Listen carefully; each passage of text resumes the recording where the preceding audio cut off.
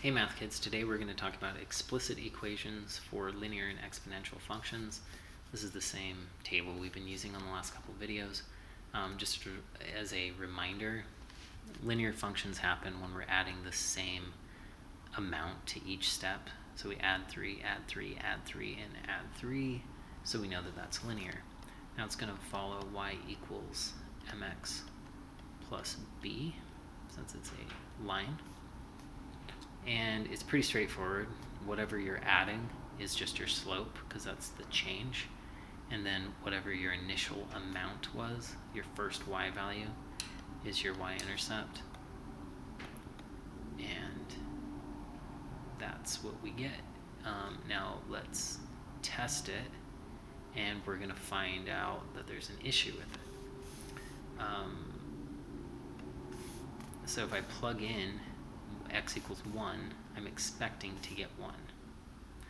So 3 times 1 plus 1, so that's 3 plus 1, that's 4.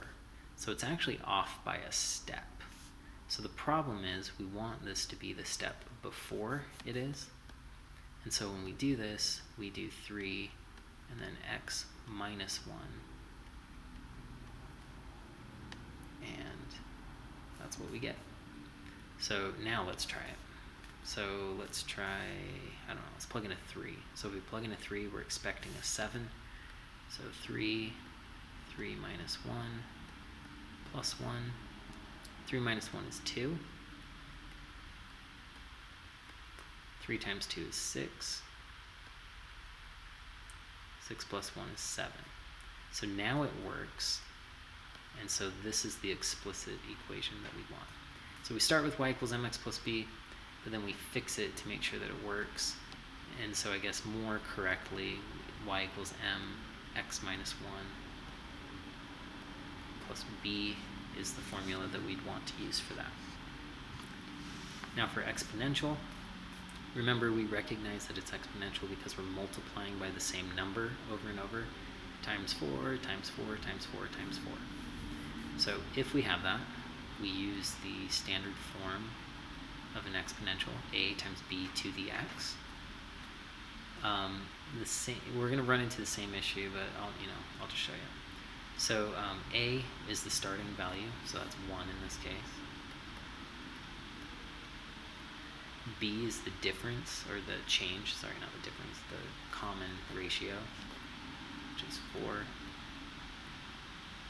And then we raise it to the x. Now if we try it, we plug in 2, we're expecting 4.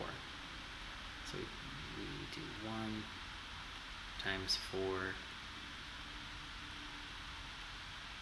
squared. So 4 squared is 16. 16 times 1 is still 16. Once again, we're off by 1. We were expecting 4 when we plugged in 2. So we got to make it jump back 1. And so we fix it right here by putting a minus 1 on that x. Now if we test that, so this will be our explicit equation. So y equals 1 times 4 to the, let's test 3, I guess. No, let's test 4. 4 to the 4 minus 1. That simplifies into 1 times 4 raised to the 3. 4 to the third power is 64. And 64 times 1 is still 64. So we plugged in a 4, we got 64. That lines up with our table right there. If you need additional help, please come to Math Lab. Until then, calculator.